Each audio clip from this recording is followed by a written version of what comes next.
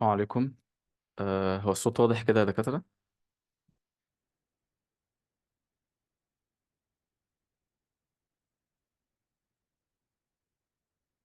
تمام. هنستنى بس شوية كده لو حد هيدخل تاني.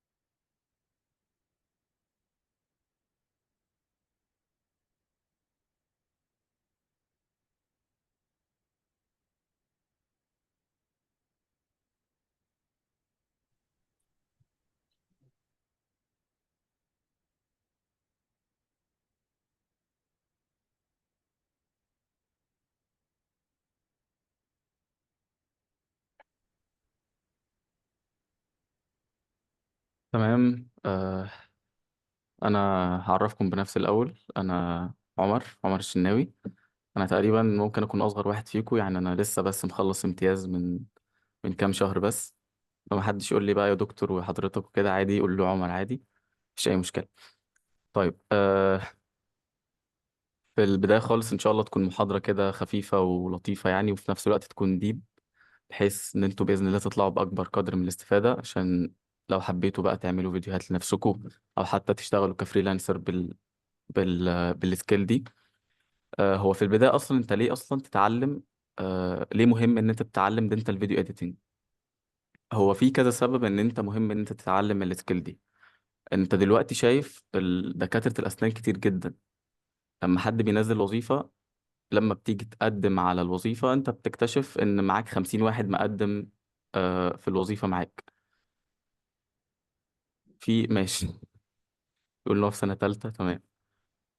فايه اللي يخلي صاحب الدكتور صاحب العيادة ان هو ياخدك ويسيبهم؟ ان انت يكون في فاليو انت بتقدمها مش موجودة عند غيرك. فمن ضمن الفاليوز دي ان انت بتعرف تعمل موشن جرافيكس زي دي. مش بس الموشن جرافيك، ممكن لو بتعرف تعمل ديزاين على الاكزوكاد او 3 شيب او الكلام ده. دي برضو حاجة، ميزة تنافسية كبيرة جدا. بس ليه بقى الفيديو اديتنج بالذات في الوقت ده؟ لان الموضوع دلوقتي ترند. يعني هو دلوقتي حتى كماركتينج، انت الفيديوهات الماركتينج عامة تلاقي هو خلاص بقى بيعمل ريل 30 ثانية دقيقة بالكتير، وخلاص على كده يوصل اللي هو عاوز يقوله. وبس هو فيديوهات الماركتينج ماشية كده. فانت لما بتكون، يعني في ناس اصلا اسمها ريل كرييتور، هو مهمته في الحياة ان هو بيعمل ريلز، سواء بقى البيجز او الدكاترة عيادات بيمسك حتى بيجز لعيادات تانية. هو ما بيعملش حاجة غير ان هو بيعمل ماركتينج ليهم بالطريقة دي. فانت لما بتكون بتعرف تعمل حاجة زي دي، انت كده اكيد مور فاليبل عنهم. تمام. حاجة كمان انت ليه تتعلم دينتال فيديو اديتنج؟ ان انت تعمل براند ليك انت. يعني دلوقتي خلاص الموضوع ان انت تبقى تراديشنال دنتست. حد عايز يتكلم؟ تمام. موضوع ان انت تبقى تراديشنال دنتست اللي هو بتتخرج وهتشتغل على طول، ده يعني للاسف انتهى. هو للاسف بصراحة. بس انت لازم يعني تتعود على ده وتأدبت نفسك على ده. فالموضوع انت حاول تتأكد ان انت بتعمل مجهود منطقي.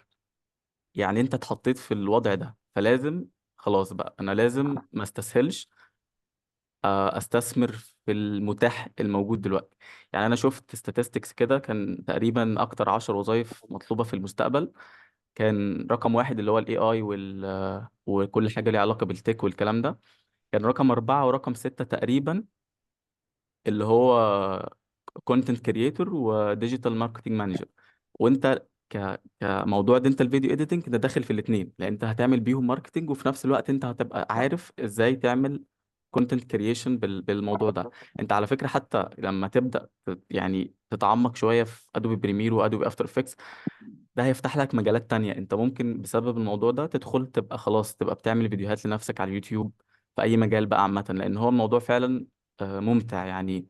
لما بتفهم البرامج دي من جوه قوي، انت بيجي لك افكار غير بقى الدنتال والكلام ده، بيجي لك افكار تانية كتير. فممكن انت اصلا تسيب الموضوع ده وتدخل بقى تتعلم فيديو اديتنج عامة بقى، وتبقى فيديو اديتور والكلام ده. تمام. احنا هنبدأ على طول كده بإذن الله، يعني هنشرح الأساسيات. يعني أنا لما نزلت الفورم، تقريبا اللي ملى الفورم حوالي 55 أو 60 واحد، كان 15 واحد منهم بس هم اللي ليهم خلفية، قالوا إن هم عندهم خلفية عن برامج أدوبي يعني، والباقي كله قال إن هو ما عندوش خلفية. فيعني إحنا هنبدأ هنشرح كأنك لسه فاتح البرنامج خالص، أو حتى كأنك لسه ما حملتش البرنامج. هنقول بتحمله إزاي، وتفتح البرنامج هتظهر واجهة عاملة إزاي والكلام ده. هو في حد هنا طيب يعني عنده اي باك جراوند عن ادوبي بريمير او افتر افكت؟ حد اه. فتحهم قبل كده مثلا وتعامل بيهم او حاجه؟ ايوه ايوه، رحتهم قبل كده واشتغلت عليه. يعني انت عندك خلفيه عن الموضوع ده، وممكن تعرف تعمل فيديو اديتنج وكده، ولا لسه برضو؟ انا بعرف اعمل فيديو اديتنج في العموم، بس على طب دافنشي. حلو اشتغلت جدا. على طب افتر ده افكت، واشتغلت اه على افتر افكت شويه. اشتغلت على الستريتور وفوتوشوب. جامد يعني، حلو جدا. انت اصلا اعتقد ان انت يعني المحاضره هتبقى عارف اغلب اللي هقوله اصلا، بس ماشي. اه، دي بس نقطه عايز اعرفها اتفضل. اكيد يعني. انا بقول لك في حاجات كتير برضو محتاج اعرفها يعني. اه انا بحسب في حاجه معينه عاوز تعرفها يعني تمام. ماشي. هو لسه محملش البرنامج. هو السكرين دي ظاهرة يا جماعة؟ الموقع أعتقد ظهر. طيب اه. هو أنت بتحمله، هو طبعا الموقع البرنامج مش فور فري يعني، هو البرنامج من شركة أدوبي، بس هو يعني غالي شوية، فاحنا بنحمله بكراك. هو أنا معرفش بصراحة هي حلال ولا حرام، بس كل واحد وضميره بقى. فالموقع اللي أنا بحمله منه اسمه جيت انتو بي سي. بتدخل على الموقع، هو الموقع يعني بينزله بكراك، وبتبحث هنا بقى عن البرنامج اللي انت هتنزله. طبعا لما تنزل افتر افكت مثلا نزلته 2020 او 2022 اي سنه، هو ما بتفرقش كتير عامه يعني. حاول اصلا تنزله، انا بشتغل على نسخه 2020، فانت حاول ما تنزلوش 2023 ولا الكلام ده، لان هو ما فيش فرق خالص، وعشان جهازك اصلا يستحمل ان هو يشغله يعني. فانت لو نزلت افتر افكت 2020، نزل ادوبي بريمير 2020 برضه، عشان لما في اوقات كده بتعمل بينهم لينك، بيبقى لازم نفس النسخه من الاثنين يعني. تمام. بتبحث عادي عن البرنامج وبتحمله، بتدخل على البرنامج عادي وتحمله زي الفل. طيب هندخل بقى على افتر افكتس.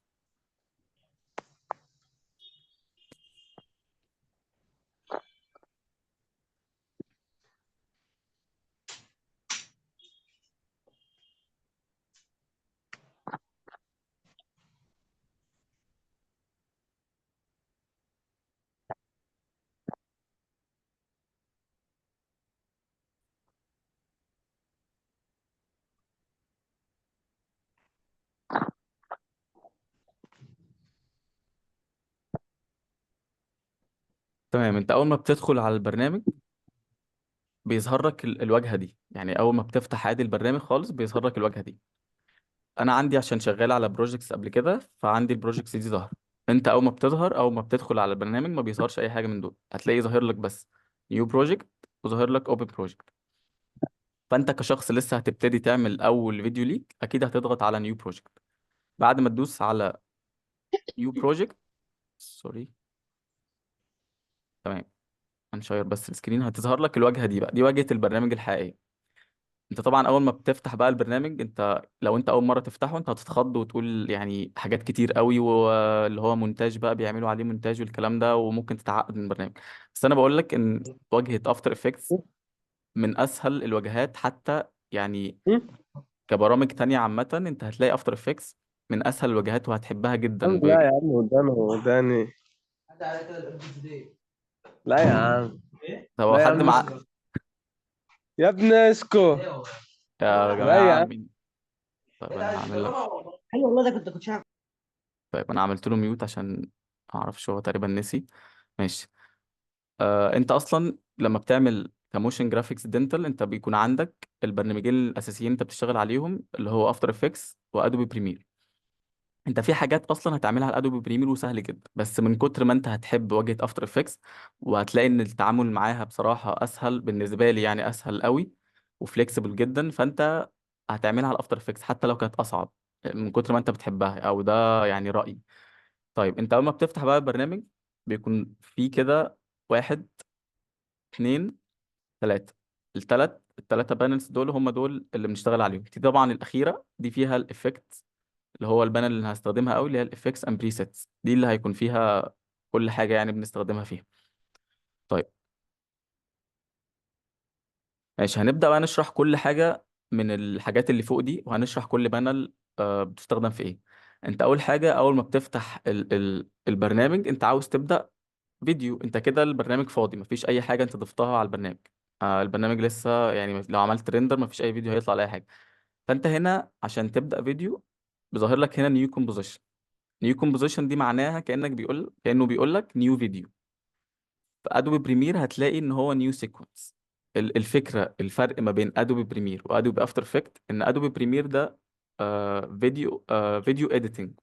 يعني انت بتجيب له فيديوهات فيديوهات كتير اصلا اوريدي متصوره، وبتعمل لها اديتنج، سواء بقى بتقص منها، بتعدل عليها، بتحط افكتس، بتعمل اي حاجه عليها، بس الفيديوهات اوريدي موجوده. انما افتر افكتس هو فيديو كومبوزيتنج، يعني هو الفيديو مش موجود، انت بتعمل فيديو من لا شيء. عشان كده هو هنا بيقول لك نيو كومبوزيشن. المسميات مش بتفرق قوي، بس عشان برضو تبقى فاهم انت هتستخدم ده في ايه وهتستخدم ده في ايه. عشان كده هو المين يعني المين اب بتاعنا هو الافتر افكتس. فهتدوس على نيو كومبوزيشن اول ما تفتح البرنامج خالص، هتدوس على نيو كومبوزيشن. هيجي لك الواجهه دي. يعني اتمنى الواجهه اعتقد ان شاء الله ظاهره، يعني عشان بس ايه زوم هو معاق شويه. بس ماشي، بيجي لك الواجهه دي.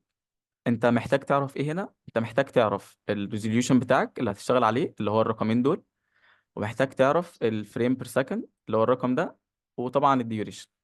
نبدأ بأول حاجة. انت هنا الريزوليوشن ممكن تختاره يعني في بريسيت جاهز او تكتبه من هنا. لو هتختاره جاهز انت هتختار ايه؟ هتختار اتش دي تي في 1080 اللي هو الفول اتش دي، اللي هو ده. الرقم اللي جنبه اللي هو 25 ده اللي هو الفريم بير سكند، او 24 او 30. يعني احنا بنشتغل يا اما ب 24 يا اما ب 25 فريم بير سكند يا اما ب 30. هو مفيش فرق ما بينهم. يعني انت ايه الفريم بير سكند ده؟ اللي هو عدد الفريمات في الثانيه الواحده. يعني انت الفيديو قدامك بيبقى مثلا 10 ثواني، في الثانيه الواحده بيتعرض 30 فريم. لو انت هتعمل 30 فريم في الثانيه الواحده بيتعرض 30 صوره. فانت عينك، يعني عينك المينيمم ان هو تشوف الفيديو وما يبقاش فيه لاج كده والفيديو شغال سموز، اقل حاجه يكون 24 فريم. فانت يا اما تشتغل على 24 او 25 او 30 زي ما انت عايز. طيب في اكتر من كده؟ في اكتر من كده، في 60 فريم وفي 120 فريم وفي اكتر 400 فريم واكتر خالص. طب انا محتاج لي اصور بالكلام ده، ما دام عيني كده كده بتلقط ال 25 فريم والفيديو شغال حلو. احنا لما بيصوروا ب 120 فريم و400 فريم والكلام ده عشان يعمل الفيديو سلو موشن. يعني هو بيصور مثلا فيديو دقيقة يكون 120 فريم، فهو بياخد الفيديو ده بيعمله على 0.5 اكس، زي ما بيعملوا ستريتشنج كده. بدل ما هو دقيقة 24 فريم، بتاع ده 120 فريم، فهيخليه 24 فريم. فشوف بقى هيزيد كام فريم. وكده كده هيخليه 24 فريم، فعينك كده كده هتلقطه هيبقى شغال سموز قوي.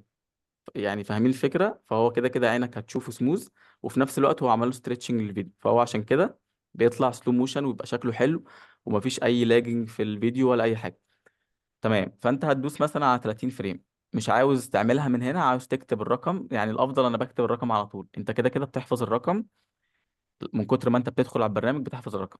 ايه هو الرقم؟ اللي هو لو انت هتعمل فيديو هتنزله على يوتيوب اللي هو بالعرض، او على الفيسبوك عادي اللي هو بيكون فيديو بالعرض عادي الفول اتش دي، بيكون الرقم 1920 في 1080. ده كده الفيديو الطبيعي اللي هو بالعرض. طيب لو الفيديو بقى ريل على الانستجرام او على الفيسبوك او ستوري او الكلام ده اللي هو بالطول، ده بيكون العكس، بيكون 1080 في 1920. يعني هو الرقم يبان صعب في الاول، بس هو بعد كده هتتعود عليه وهتحس ان هو سهل خالص. ماشي، هنا مش هنلعب في اي حاجه، هنا البيكسلز عادي. الفريمز ممكن برضو تغيرها لو عاوز، 25 30 اللي انت 25 او 24 او 30 ماشي. الريزوليوشن ده ده الريزوليوشن بتاع البريفيو، يعني وانت شغال بيقول لك عايز الفيديو وانت شغال يتعرض بكواليتي قد ايه. هو كده كده مش هيأثر على الكواليتي بتاعت الفيديو اللي انت هترندره في الاخر، يعني الفيديو كده كده لما ترندره في الاخر هيطلع بالفول كواليتي. بس هنا عشان البرنامج مثلا بتاعك مش عايزه يهنج معاك وكده، فيفضل ان انت ما تخليهاش على فول. يعني انا شغال على كوارتر عادي، عايز تخليها جهازك يستحمل عادي ممكن تخليها فول ومفيش اي مشكلة. ماشي، هنا الستارت تايم كود ده يعني هو بيقول لك الفيديو هيبدأ من كام. طبعا هو من صفر عادي فمش هتلعب فيها. بعد كده بتنزل اللي تحتها اللي هو الديوريشن. الديوريشن بتاعت الفيديو هنا ساعات، اول رقم ده الساعات، دقايق، بعد كده الثواني، بعد كده الفريمز. انت كده كده ممكن تغيرها من جوه، يعني عادي ممكن في نص الفيديو هقول لك ازاي تغيرها من جوه مفيش اي مشكله. بس طبعا طبيعي انت بتعمل فيديو مثلا، الفيديوهات بتاعتنا دي تقريبا تاخد يعني اقصى حاجه بتبقى دقيقه مثلا، فيعني نمسح ده نخليه 60 ثانيه مثلا. تمام. هنا الباك جراوند، الباك جراوند دي يعني ممكن انت يحصل حاجه فيها وتقعد بقى تقول هو ايه اللي حصل. يعني هقول لك على حاجه، انا مثلا هغير الباك جراوند دي خليها لونها احمر. تمام، انا كده ظبطت الاعدادات. طبعا انا غيرت الباك جراوند، هقول لك هنعمل ايه دلوقتي. خلاص ظبطت الاعدادات، هتدوس اوكي. تمام اهو كده بدأ عمل لك حتى الباك جراوند لونها احمر. انا بقول ليه ممكن تتلخبط فيها لو انت لسه فاتح البرنامج ولسه مبتدئ فيه، ان انت في الفيديوهات اللي انت بتشوفها بتلاقي دايما الباك جراوند سودا. فانت اصلا عمال تقول طب هو الطبيعي بيدخل على الباك جراوند سودا، انت ممكن تكون غيرت الباك جراوند من غير ما تعرف. طب ما فيش اي حاجه هنا بتغير منها، اللي هو ما فيش اي اصلا، مفيش اصلا اي لايرز موجوده. طب اغيرها ازاي؟ فهي الفكره في كده، ان انت لو حصل اي مشكله زي دي بكل بساطه بتروح على كومبوزيشن هنا وتدوس كومبوزيشن سيتنجز اهو. بيجي لك الواجهه دي تاني. انا عشان كده قلت لك انت في نص الفيديو عادي ممكن تزود اهو الديوريشن بتاعت الفيديو براحتك، ممكن تعمل تغير حتى الريزوليوشن براحتك، تغير كل حاجه. فهنا بقى ترجع وتروح جاي عاملها الخلفيه عادي تكون سود. تمام، وتدوس انتر وتدوس اوكي. كده هو بدأ. لو تلاحظ كده كأن البرنامج بيقول لك انا اشتغلت، هو كده البرنامج اشتغل. هنا حتى بص البانل دي خلاص بقت آه عملت كده هايلايتنج عليها. انا نسيت حاجه، انا نسيت ان انا اقول لك ان انت تسمي البروجكت اللي هو من هنا. يعني دي طبعا عادي ممكن تسميه زي ما انت ما عايز، تستقولها بس مش مشكله يعني. ماشي، حتى هنا اسم البروجكت هو مكتوب، اللي احنا هو كان متسمي الكومبوزيشن 1 فهو متسمي هو كومبوزيشن 1. طيب انت بقى خلاص عملت الفيديو بتاعك كده بقى فول اتش دي 1920 في 1080 وزي الفل. انا بقى عاوز احط صور جوه البرنامج. انا كده لسه ما حطيتش اي حاجه. فنيجي بقى نقول البوكسات او البوكسز الموجوده دي. ده مثلا، ده البوكس الاول ده اللي هو بيكون فيه البروجكت، وبيكون فيه حاجه اسمها افكت كنترولز. افكت كنترولز دي بتستخدمها لما يكون في اصلا اوريدي صور او لايرز محطوطه، لان افكت كنترولز دي اللي هو بتعمل كنترول او بتعمل افكت كنترولز على اللايرز. يعني انت مثلا جبت افكت من هنا، لما قلت لك في قائمه افكتس اند بريسيتس، جبت مثلا افكت من هنا حطيته على اللاير، فبتظهر لك بقى في قائمه افكت اند كنترولز هنا، تقعد تلعب فيها براحتك. طبعا يعني هنقول الكلام ده، بس انا بقول لك بس ايه حاجه عامه. طبعا انت هتجيبها على بروجكت عادي، عايز بقى تحط صوره، يا اما بتدوس دبل رايت كليك وتدوس امبورت وتقول له امبورت فايل، وتخش بقى تجيب الصوره بتاعتك من جوه. انت مثلا حاطط الصوره بتاعتك، شوف بقى انت حاططها فين. مثلا نحدد الصوره دي ونحدد الصوره دي بكنترول وتدوس امبورت عادي. كده هي الصور اتحطت في الكومبوزيشن اللي هو كومبوزيشن 1 ده. لسه برضو ما ظهرتش هنا. فنظهرها هنا ازاي؟ بكل بساطة ان انت بتجيبها، تسحبها كده، تمسك الصورة تسحبها وتجيبها في التايم لاين ده. البوكس ده اللي هو بيكون التايم لاين. يعني انت لو لاحظت حتى هو دلوقتي اهو جاب لك، نكبر بس ده شوية، ثانية، ثانيتين، أربعة، ستة، يعني هو ده التايم لاين. انت الشغل كله بتعمله هنا في البوكس ده. تمام. في طريقة تانية ان احنا نجيب بيها فايلات من الكمبيوتر من جوه. هنرجع اهو. بدل ما تدوس رايت كليك وتقول له امبورت، لا انت بتدوس هنا دبل كليك عادي، او دبل كليك تخش تجيب الصور بتاعتك. في طريقة تالتة ممكن تجيب بيها الصور، ان انت اصلا من بره تسحب الصور وترميها جوه البرنامج. تعال نقول ازاي مثلا، هي الموضوع مش مستاهل بس يعني نقولها بالمرة. فين؟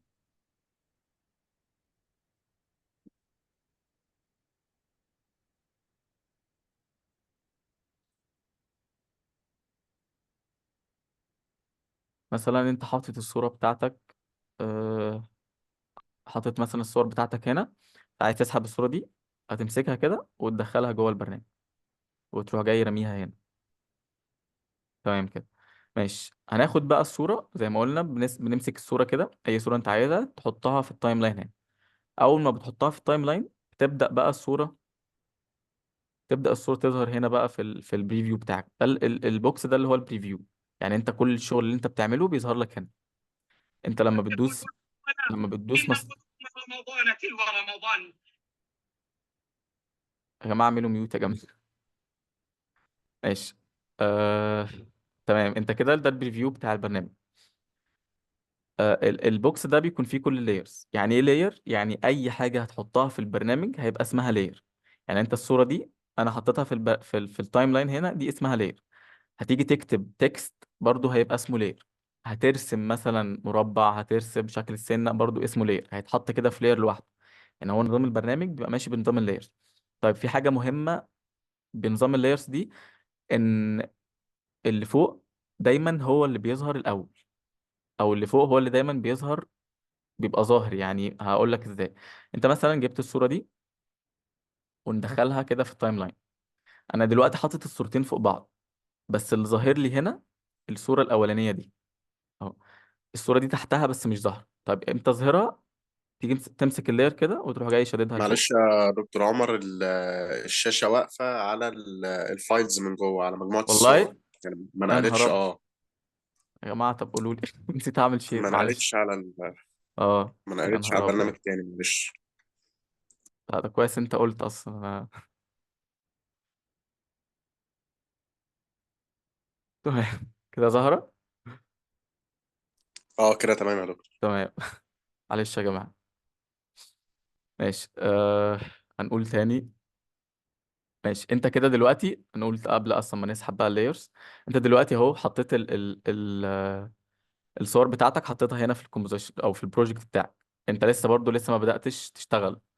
امتى تبدأ تشتغل؟ ان انت تسحب اي صورة بتاعتك، اي صورة، وتحطها في التايم لاين هنا.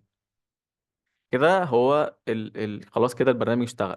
يعني انت دلوقتي لو جيت عملت ريندر للفيديو بتاعك، هيظهر فيديو هيبقى مدته اللي هو دقيقة، بنفس الشكل كده، هو مفيش أي تغيير حصل، هيفضل شغال وهو الصورة واقفة كده، بس هيطلع فيديو في الآخر. تمام. هنا أنا قلت في البوكس ده دي اسمها لاير. أي حاجة أنت بتحطها في التايم لاين هنا اسمها لاير. يعني أنت لو جيت كتبت كلام هيبقى اسمه لاير. تعال نجرب. مثلا أهو كتبنا، اتحط في لاير لوحده هنا أهو. هترسم أي شيب برضه هيبقى اسمه لاير، وهيتحط برضه في لاير لوحده كده على جنب. طيب النظام اللي شغال هنا في البرنامج ان اللي فوق بيظهر فوق. يعني انت دلوقتي شايف التكست ده ظاهر فوق الصورة لان هو موجود هنا فوق. انا دلوقتي لو مسكت اللاير بتاعت التكست دي رحت منزلها لتحت هتختفي. فهو ده نظام البرنامج. انت تتأكد ان انت شغال منظم كده وشغال صح، عشان ما تتلخبطش وما تتعقدش من البرنامج. انت ممكن تكون كاتب كلام وتقول هو مش ظاهر ليه، عشان انت حاطه تحت. هتشوف كده انت شغال ازاي وتاخد بالك من كل تفصيلة صغيرة. تمام. ناخد بقى كده يعني نشوف التولز اللي فوق دي بتقول ايه. اول تول دي اللي هي الهوم، ملناش دعوة بيها. دي التول اللي بعدها اللي هي السلكشن تول اللي انا واقف عليها دي، اللي هي الشورت كات بتاع حرف الفي. السلكشن تول دي اللي هو انت بتعمل بيها كل حاجه. يعني انت بتمشي بالبرنامج، يعني انا دلوقتي ماشي في البرنامج بدوس على اي لاير، بدوس مثلا على اي حاجه في البرنامج، اتاكد ان انت دايس بالسلكشن تول. يعني انت مثلا هقول لك على حاجه، لو انت دايس بحاجه غير سلكشن تول، مثلا دايس بدي، انا دلوقتي دايس بلاير بتول غير سلكشن تول، هتيجي مثلا تمشي في البرنامج تدوس هنا وخلاص، هتلاقي عمل لك حاجه كده نقطه، ما تعرفش ايه النقطه دي. طبعا النقطه دي عشان انا دايس حاجه اسمها ماسك يعني كده، المهم يعني انت بص هتلاقي رسم اي حاجه كده انت ما تعرفش هو عمل ايه. ماشي نرجع. فتتاكد ان انت دايس بالسلكشن تول. بص لو انا دايس بالسلكشن تول هدوس براحتي ولا اي حاجه، هحرك دي براحتي وهعمل كل حاجه. طيب انا بعمل زوم اوت كده وزوم ان ازاي؟ بالبكره بتاعت الماوس، بعمل كده زوم ان وبعمل زوم اوت. طبعا البرنامج فليكسيبل جدا جدا، يعني انت ده حلاوه البرنامج اللي هو انت بتعمل زوم ان لحد ما تشوف كل حاجه، وفي نفس الوقت ممكن تحرك. مثلا انت مش عاجبك البوكس ده، حاسس ان هو صغير او كبير، ممكن تكبره تصغره براحتك. عايز مثلا تظهر شوية اهو، بتعمل كل حاجة في البرنامج براحتك. يعني هو البرنامج عايز تشيل اي حاجة من البرنامج برضو عادي، ممكن اي قائمة هنا مش عاجباك تشيلها، تدوس كلوز بانل تفضي البرنامج براحتك. طبعا الحاجات اللي هنا لو انت شلت مثلا حاجة بالغلط وعمال تدور عليها مش لاقيها، هتجيبها منين؟ تجيبها اي حاجة موجودة هنا في قائمة ويندو. قائمة ويندو دي فيها كل حاجة موجودة هنا، هتلاقي حتى اللي مختفية هنا هتلاقي مش متعلم عليها صح. يعني انت دلوقتي الاوديو متعلم عليه صح، هتلاقيه موجود اهو. هتلاقي اي حاجة متعلم عليها صح هتلاقيها موجود. فانت عايز تظهر مثلا بروجرس دي، تروح جاي دايس هتلاقيها ظهرت لك، تحطها مثلا هنا. هي بص حتى من كتر ما هو يعني فليكسيبل، انت بتحط كل حاجة براحتك. يعني ممكن تمسك البروجكت دي تحطها في مكان تاني براحتك خالص. بس ايه، حاول انت برضو ما تلعبش كتير عشان ما تتعقدش، بس الموضوع سهل يعني حتى لو انت لخبطت في حاجة. يعني مثلا هقول لكم، مثلا همسك مثلا الكومبوزيشن دي انا مش عجباني مكانها هنا، او نمسك مثلا افكت اند بريسيتس دي، تمسكها كده من هنا. سوري. عايز مثلا تحطها، انا مش عاجبني مكانها هنا، شوف انا عايز احطها مثلا هنا، او اتحطت هنا. لعبت بقى انت في البرنامج وعملت كذا حاجة، عايز ترجع للاصل بقى اللي هو كان الديفولت بتاع البرنامج، دوس ويندو وتخش على ورك سبيس وتقول له ريست تو ديفولت سيفد لاي اوت، دوس عليها يرجع لك كل حاجه زي ما كانت. لو انت لخبطت يعني في البرنامج في الاول، انت عادي كده كده هتلخبط وهتحس ان انت عملت عكيت عادي في الاول، ما فيش اي حاجه، مفيش اي مشكله. تمام. دلوقتي بقى عملنا السلكشن تول اللي هو انت بتتحرك بيها في البرنامج، تتاكد ان انت واقف على السلكشن تول. الاداه اللي جنبها دي اللي هي اللي هو دي اللي هو بتتحرك كده. طيب انا مش محتاجها برضو، ليه؟ لان انا ممكن اتحرك وانا دايس على المسطره كده، اهولد على المسطره كده واحرك كده، او حتى انت لما بتدوس على المسطره بتلاقي الماوس بقى شكل الايد كده. فانا مش محتاج الاداه دي في حاجه. الاداه بتاعت الزوم برضو مش محتاجها في حاجه، اهو انت بتزوم وبتعمل كل حاجه براحتك. الاداه دي اللي هي روتيشن برضو ممكن مش هتحتاجها، لان هنعمل روتيشن، هنشوف دلوقتي ان احنا ممكن نعمل روتيشن من تحت، برضو مش هحتاجها. طيب ايه اللي انا محتاجه بقى من فوق؟ سelection تول، محتاج البين تول اللي هي دي، ومحتاج الشيب لاير ده. ماشي. محتاج السلكشن تول والبين تول والشيب، وطبعا اللي جنبها دي تكست، يعني انت حرف التي ده اللي هو تكست. بين تول هقول كل حاجه بنعمل بيها، يعني مثلا المرسوم عليها مربع ده حتى مكتوب ريكتانجل تول، لو دوست عليها نيجي نجرب كده نشوف هنعمل بيها ايه، هتلاقي بترسم مربع. يعني هو رسم، ترسم مثلا مربع كده، عايز تتحكم فيه. تبص مجرد ما انا رسمت مربع، بص ظهر لك ايه تحت؟ شيب لاير، وتحط في لاير لوحده. زي ما قلت لك انت اي حاجه بتعملها تحط في لاير لوحدها. وعايز مثلا ما تظهرش مربع او تنزله تحت، خلاص هو مش ظاهر، عايز تظهره ترفعه تاني لفوق. طيب المربع ده انت ممكن تتحكم فيه مثلا في ايه؟ تتحكم فيه في كل حاجه. يعني بص هتلاقي كده لما تدوس على الشيب كده بتلاقي فوق هنا عمل لك الخانات دي ما كانتش موجوده. يعني انت لو مش دايس على المربع، بص مفيش حاجه ظاهره لك. مجرد ما انت بتدوس على المربع ده تلاقي هنا ظهر لك الحاجتين دول. ايه الحاجتين دول؟ اللي هو الفيل والستروك. الفيل ده اللي هو بيملى اللون من جوه. يعني انت مثلا هدوس مثلا فيل اخليه كده، اهو ده بيملى اللون من جوه. الستروك ده اللي هو الحواف، يعني لو زودت هنا الستروك مكتوب 4، أنا لو زودت كده بتقف على اللاير كده، على الرقم ده كده، وتشد مثلا كده كده، أنا بزود الستروك أهو. تمام. ماشي كده، عرفنا الشيب. هتلاقي كده في سهم كده، لو أنت ملاحظ جنب الشيب كده سهم صغير قوي، إن هو بيقول لك إن في حاجة تاني مع الشيب ده. تظهر إزاي السهم ده؟ بتدوس كده دوسة كده مطولة على الشيب، بيظهر لك كل حاجة. ممكن ترسم بقى سيركل، ممكن ترسم راوندد، مربع يكون الأطراف بتاعته مش حادة، كل حاجة. انت بقى ايه عايزك تعيش كده وهقول لك برضو ممكن تعمل ايه بيه. ماشي. تاني حاجة البين تول. البين تول هي نفس الشيب، بس يعني فري هاند.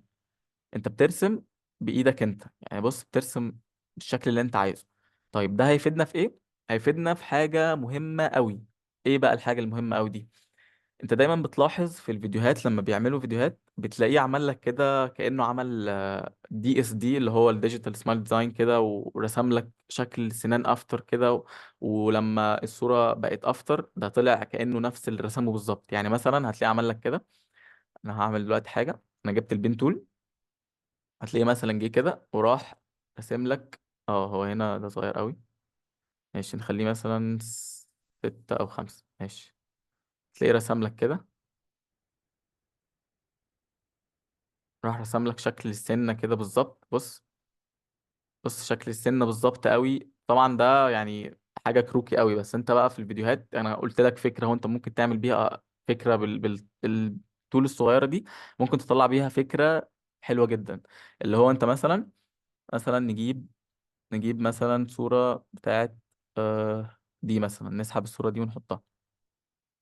تجيب الصورة دي، عايز مثلا تقول له انا عايز ارسم مثلا الديفكت اللي ظاهر ده. فممكن نرسمه ازاي؟ تروح جايب البين تول، وتروح جاي عامل كده اهو.